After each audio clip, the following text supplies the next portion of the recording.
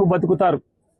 కుమ్మర్లు, తూర్పు కాపులు, వాళ్ళ గుండెల్లో దింపిన గుణపాలు అంటే జేసీబీలు ఎంత బాధగా ఉంటాయో నొప్పి తెలియాలా? 3 ఏళ్ళు ఆగు.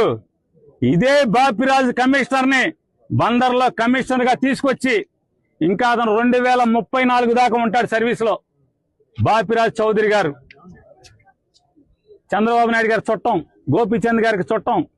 ఈ బాపిరాజు చౌదరి గారిని 2029 గవర్నమెంట్ రాగానే, జగన్ రాగానే ఆ కమిషనర్ బందర్ పోస్టింగ్ తీసుకొచ్చి ఇదే బాధ, ఇదే ప్రొక్లైన్ దిగితే గుండెల్లో ఎంత బాధ ఉంటుందో నీకు.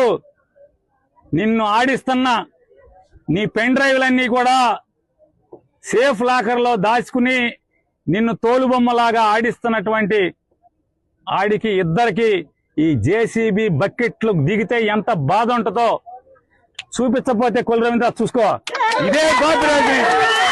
ఇదే బాపిరాజుని బందర్ తీసుకొస్తా.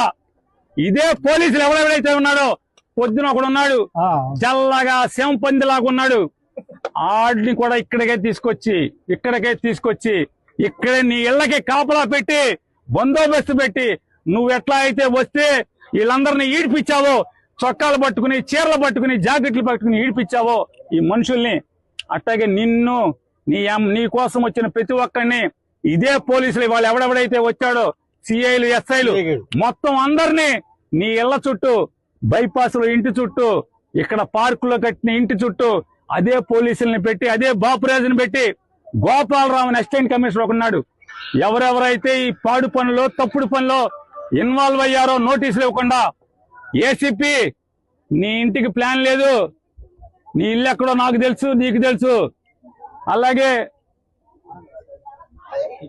TPO, TPS assistant commissioner Gopalarao, నువ్వు బందర్ వదిలి వెళ్ళిపోతావేమో.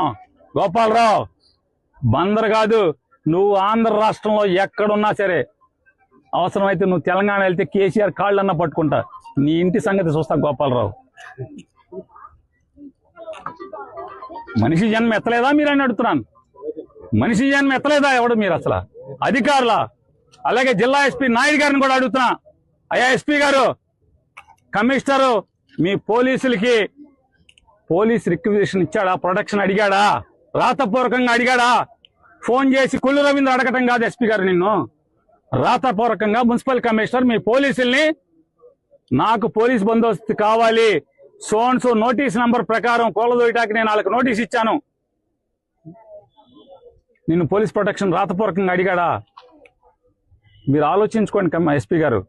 మీరు ఊరికే కుల్లు రవీంద్ర తానా అంటే తందానా అని కుల్లు రవీంద్ర ఫోన్ చేయగానే మీరు లేచి నుంచి పోలీసులను పంపిస్తే ఇది ధర్మమా మీ ఐపీఎస్ ఉద్యోగానికి? ఎస్పీ గారు, రాతపూర్వకంగా కమిషనర్ మిమ్మల్ని అడగడా?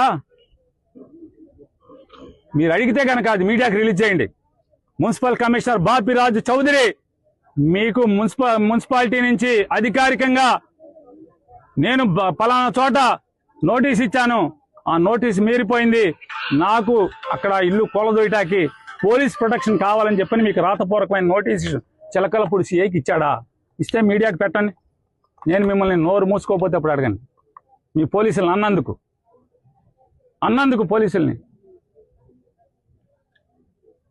పోలీసులు అన్నందుకు